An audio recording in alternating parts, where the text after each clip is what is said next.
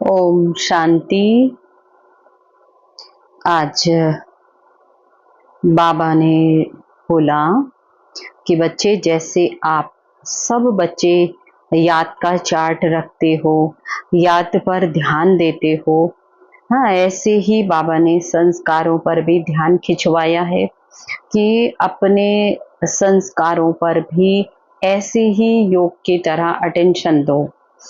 क्योंकि संस्कार भी बहुत जो है पुरुषार्थ में अभी तक भी आते रहते हैं, और मतलब मिटाने के बाद भी, खत्म करने के बाद भी, हाँ, कौन सा संस्कार फिर कब आ जाता है।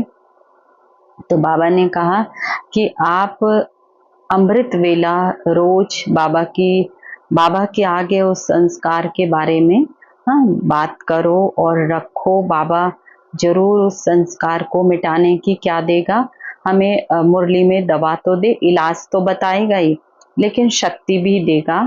तो बाबा ने कहा वो संस्कार ठीक हो जाएगा।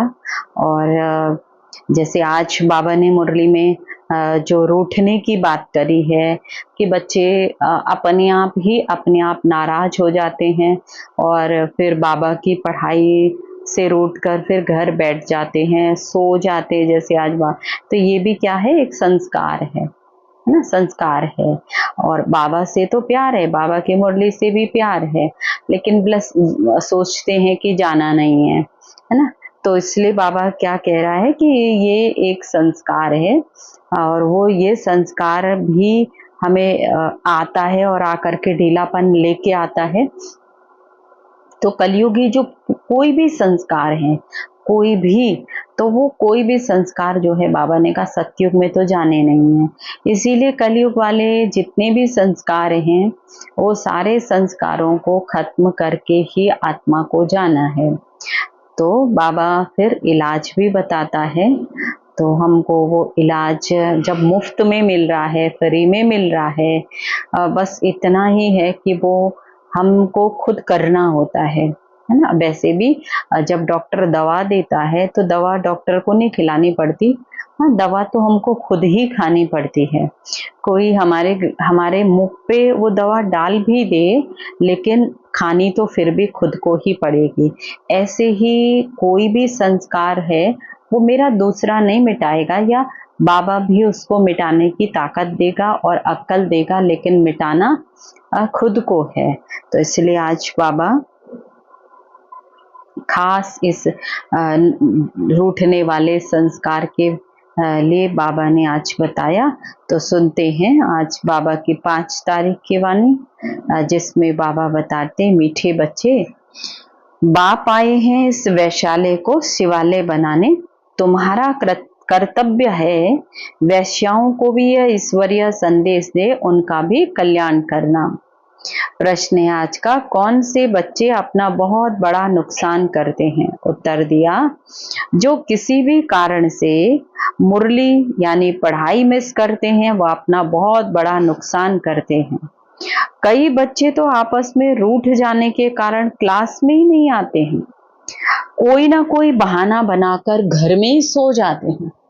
देखो बाबा किधर कहाँ देख रहा है, बाबा देख रहा है कि बच्चा क्या कर रहा है। एक तो रूठा है, हाँ, और जब मन रूठा है, निराशा आई है अंदर, तो फिर सो ही जाता है। तो और क्या करेगा, फिर सो ही जाते हैं। तो बाबा कहते हैं क्लास में नहीं आते हैं, कोई ना कोई बहाना बनाकर घर में ही सो जाते हैं।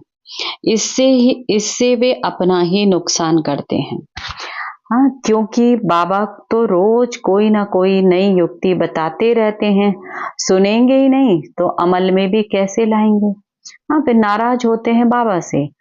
ये है सारा, बाबा ने कहा नाराजगी का कारण ही है कि आप अभी भी इसी कलयुगी दुनिया में हो, आत्मा में, स्वयं में या आत्मा में स्थित हो ही नहीं रहे हैं, या आत्मा बनने की प्रैक्टिस ही नहीं कर रहे हैं, आत्मा को समझने की कोशिश ही नहीं कर रहे हैं। ओम शांति। मीठे मीठे रूहानी बच्चे यह तो जानते हैं कि अभी हम विश्व के मालिक बनने के लिए पुरुषार्थ कर रहे हैं।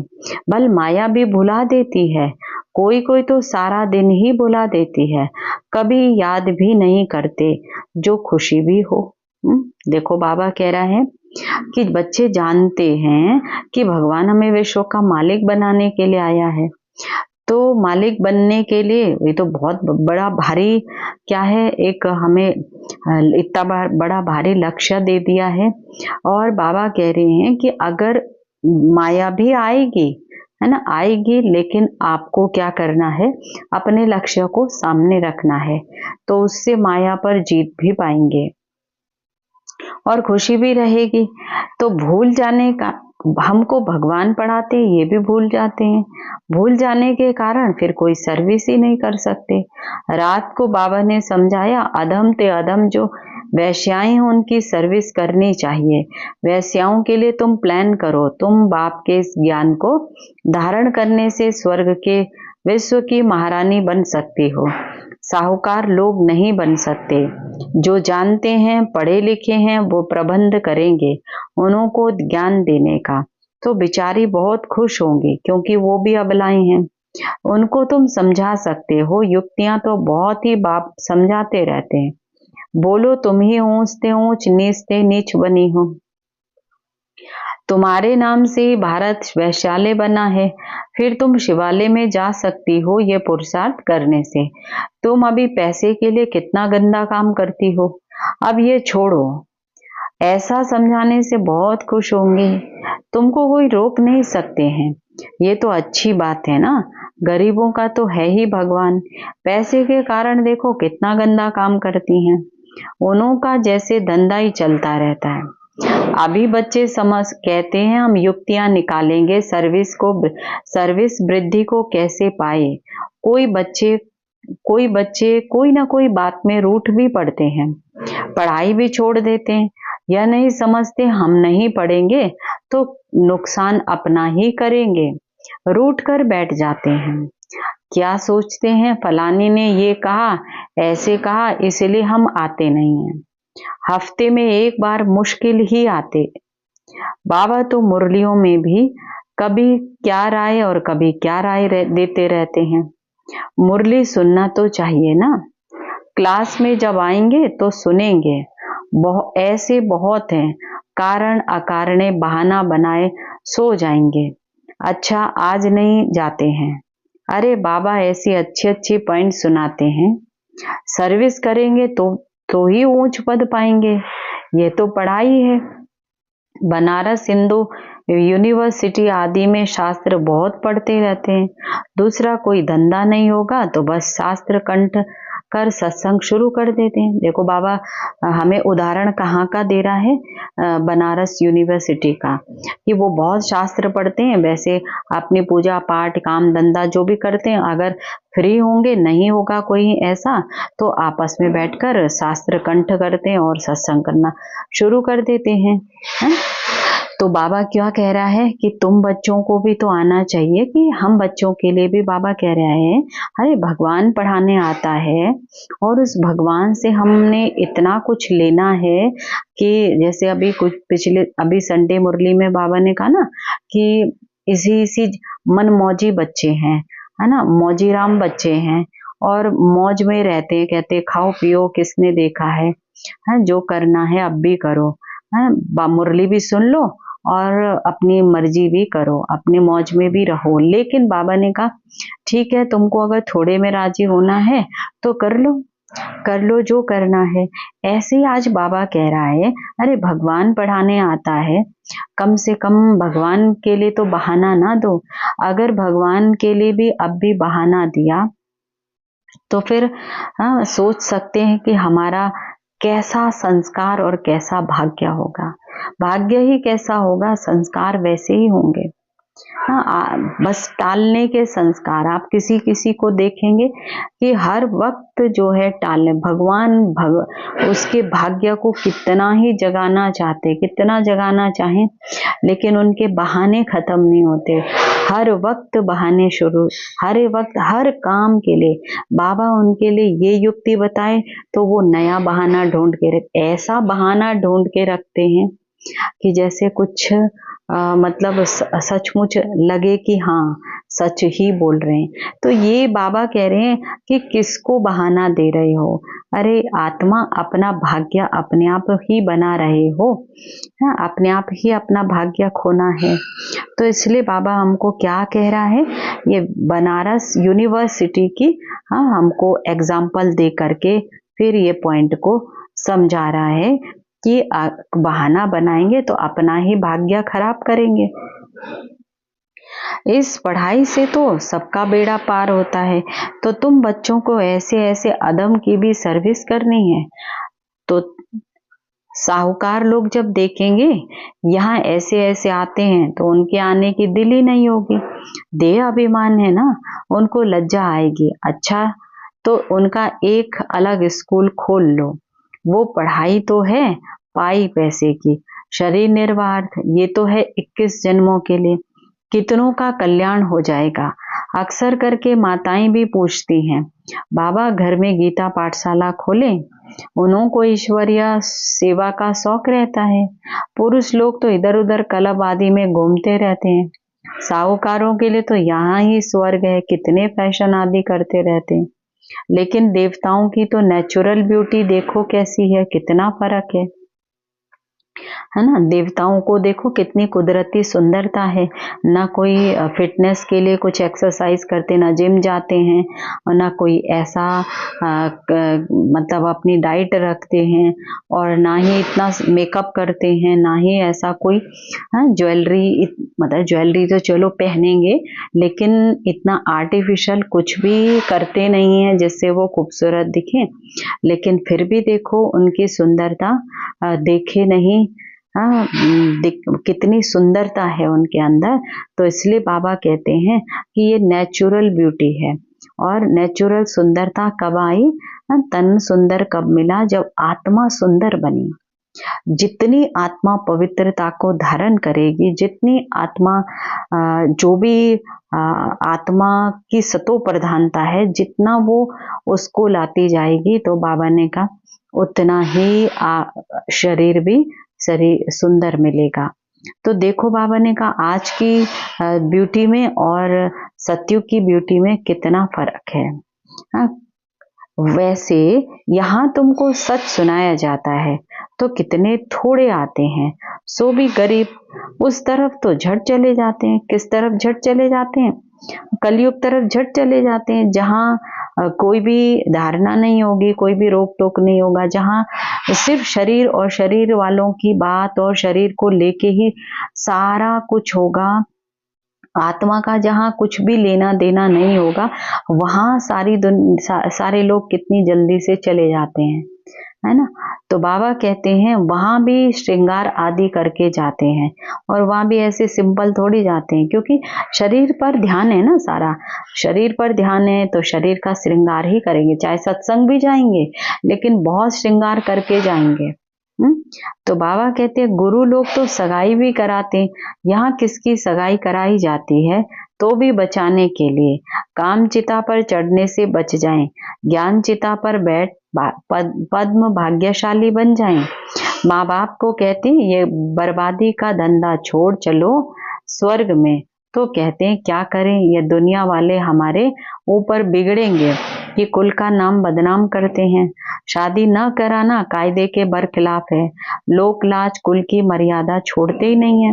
भक्ति मार्ग में गाते हैं मेरा तो एक दूसरा न कोई, मीरा के भी गीत हैं, फीमेल्स में नंबर 1 भक्तिन मीरा, और मेल्स में नारद गाया जाता है।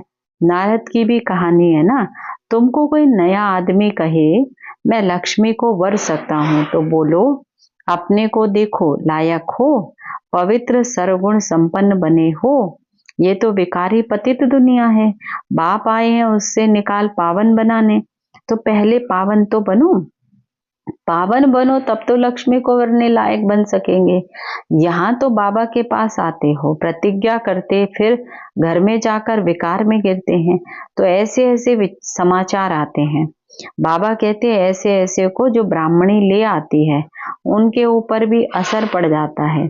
इंद्र सभा की भी कहानी है ना, तो ले आने वाले पर भी दंड पड़ जाता है। बाबा ब्राह्मणियों को हमेशा कहते हैं, कच्चे कच्चे को मत ले आओ, तुम्हारी अवस्था भी गिर पड़ेगी, क्योंकि बेकायदे ले आए। वास्तव में ब्राह्मणी बनना है बहुत ऊंच, 10-15 दिन में बन सकती हैं। बाबा किसको भी समझाने की बहुत युक्ति बताते हैं। तुम भारतवासी आदि सनातन देवी देवता धर्म के थे, स्वर्गवासी थे, अब तो नरकवासी हो, फिर स्वर्गवासी बनना है तो ये विकार छोड़ो। नरकवासी स्वर्गवासी कोई बाहर नरक और स्वर्ग की बात नहीं। बाबा ने अभी कहा है पहले अंदर में स्वर्ग बनाना है, यानी आत्मा को स्वर्ग जैसा बनाना है, यानी सब कुछ नया नया करना है ना। अपनी हर संकल्प नए हो, हर सोच नई हो, हर सीन बुद्धि के पास नया हो, हर संस्कार नया हो, तो जाके बाबा ने कहा स्वर्ग आएगा और स्वर्ग में जाएंगे। तो उसके लिए क्या करना पड़े, ये नर्क जैसा सब कुछ क्या करना पड़े, खत्म करना पड़े। सिर्फ बाप को याद करो तो विकर्म विनाश हो जाए, कितना सहज है। परंतु कोई बिल्कुल समझती नहीं है, खुद ही नहीं समझते तो औरों को क्या समझाएंगे। वानप्रस्थ अवस्था में भी मोह की रग जाती रहती है। आजकल वानप्रस्थ अवस्था में इतने नहीं जाते, तमो प्रधान है ना, यहाँ ही फंसे रहते हैं। आगे तो वानप्रस्थियों के बड़े बड़े आश्रम थे, आजकल इतने नहीं हैं। 80-90 वर्ष के भी हो जाते हैं तो भी घर बार को नहीं छोड़ते हैं, समझते ही नहीं वाणी से परे जाना है। अब ईश्वर को याद करना है, भगवान कौन है ये भी नहीं जानते, सर्वव्यापी कह देते तो याद किसको करें, यह भी नहीं समझते कि हम पुजारी हैं। बाप तो तुमको पुजारी से पूज्य बनाते हैं, सो भी 21 जन्मों के लिए। इसके लिए तो पुरुषार्थ करना पड़ेगा। तो बाबा ने समझाया है यह पुरानी दुनिया तो खत्म होनी है, अभी हमको जाना है घर, बस यही तात रहे। या वहां क्रिमिनल बातें होती नहीं है, तो बाप आकर उस पवित्र दुनिया के लिए तैयारी कराते हैं। सर्विसेबल लाडले बच्चों को तो नैनों पर बिठाकर ले जाते हैं। तो अधमों का भी उद्धार करने के लिए बहादुरी चाहिए। उस गवर्नमेंट में तो बड़े बड़े झुंड होते हैं, टिप टॉप हो जाते हैं, पढ़े लिखे। यहाँ तो कोई गई गरीब साधारण हैं, उनको बाप बैठ इतना ऊंच उठाते हैं। चलन भी बड़ी रॉयल चाहिए, तो भगवान पढ़ाते हैं। उस पढ़ाई में कोई बड़ा इम्तिहान पास करते तो कितना टिप टॉप हो जाते हैं। यहाँ तो बाप गरीब निवाज है, गरीब ही कुछ ना कुछ भेज देते हैं, 1-2 रुपये का भी मनी ऑर्डर भेज देते हैं। तो बाप कहते तुम तो महान भाग्यशाली हो, रिटर्न में बहुत मिल जाता है। यह भी कोई नई बात नहीं है, साक्षी हो ड्रामा को देखते हैं।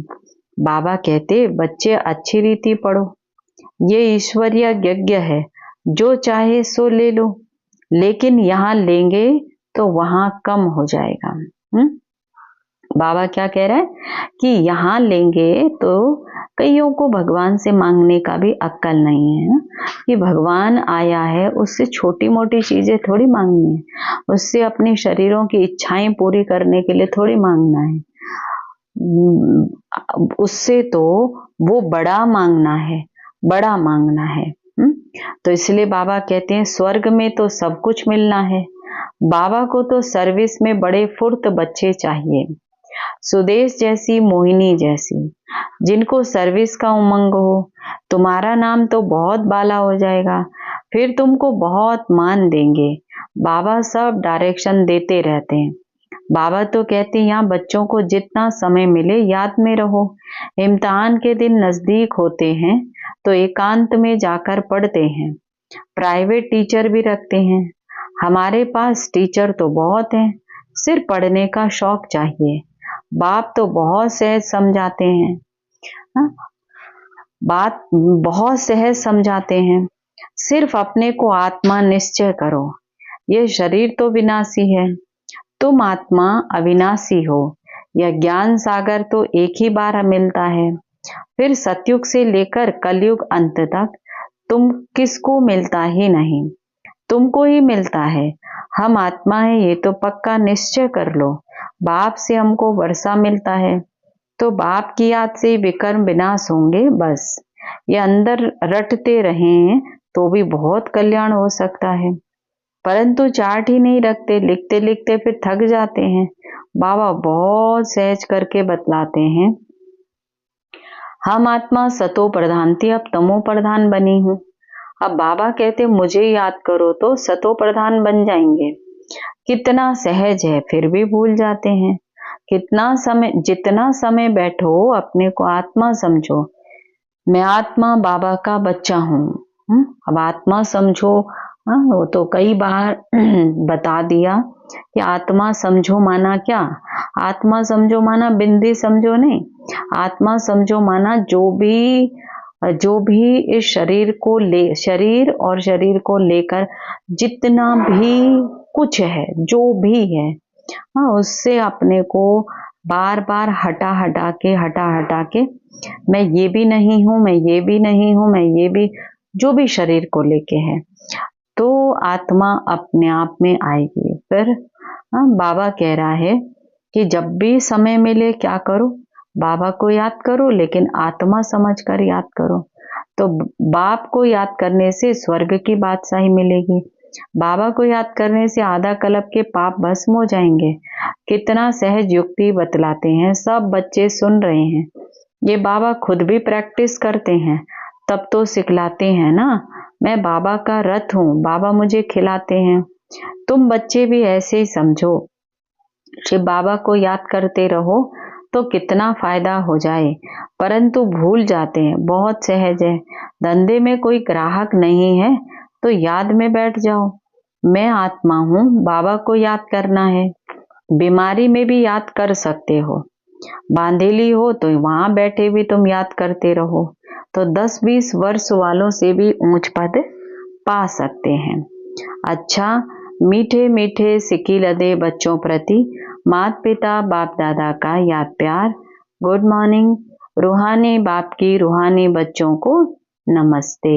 हम रूहानी बच्चों की रूहानी बाप दादा को नमस्ते नमस्ते नमस्ते। शुक्रिया बाबा, शुक्रिया। धारणा के लिए मुख्य सार है, सर्विस में बहुत बहुत फुर्त बनना है। जितना समय मिले एकांत में बैठ बाप को याद करना है। पढ़ाई का शौक रखना है, पढ़ाई से रूठना नहीं है।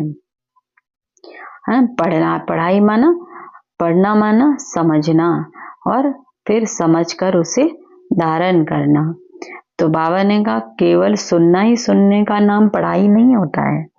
हाँ, सुन के समझकर और उसको लाने, जीवन में उतारने का नाम है पढ़ाई, जो कि भगवान पढ़ा रहा है। तो दूसरी पॉइंट है, अपनी चलन बहुत बहुत रॉयल रखनी है। बस अब घर जाना है, पुरानी दुनिया खत्म होनी है, इसीलिए मोह की रगें तोड़ देनी है। वानप्रस्थ अवस्था में रहने का अभ्यास करना है। अधमों का भी उद्धार करने की सेवा करनी है। वरदान है आज का, श्रेष्ठ वृत्ति द्वारा वृत्तियों का परिवर्तन करने वाले सदा सिद्धि स्वरूप भव। सिद्धि स्वरूप बनने के लिए वृत्ति द्वारा वृत्तियों को, संकल्प द्वारा संकल्पों को परिवर्तन करने का कार्य करो, इनकी रिसर्च करो। जब इस सेवा में बिजी हो जाएंगे तो यह सूक्ष्म सेवा स्वतः कई कमजोरियों से पार कर देगी। अभी इसका प्लान बनाओ तो जिज्ञासु भी ज्यादा बढ़ेंगे, मदोगरी भी बहुत बढ़ेगी, मकान भी मिल जाएंगे, सब सिद्धियां सहज हो जाएंगी। यह विधि ही सिद्धि स्वरूप बना देगी। स्लोगन है, समय को सफल करते रहो तो समय के धोखे से बच जाएंगे। आज का अव्यक्त इशारा है, बाप का बच्चों से इतना प्यार है जो रोज प्यार का रिस्पॉन्ड देने के लिए इतना बड़ा पत्र लिखते हैं, याद प्यार देते हैं और साथी बन सदा साथ निभाते हैं। तो इस प्यार में अपनी सब कमजोरियां कुर्बान कर दो। परमात्मा प्यार में ऐसे समाये रहो जो कभी हद का प्रभाव अपनी ओर आकर्षित न कर सके। सदा बेहद की प्राप्तियों में मगन रहो, जिससे रूहानियत की खुशबू वातावरण में फैल जाए। अच्छा, ओम शांति।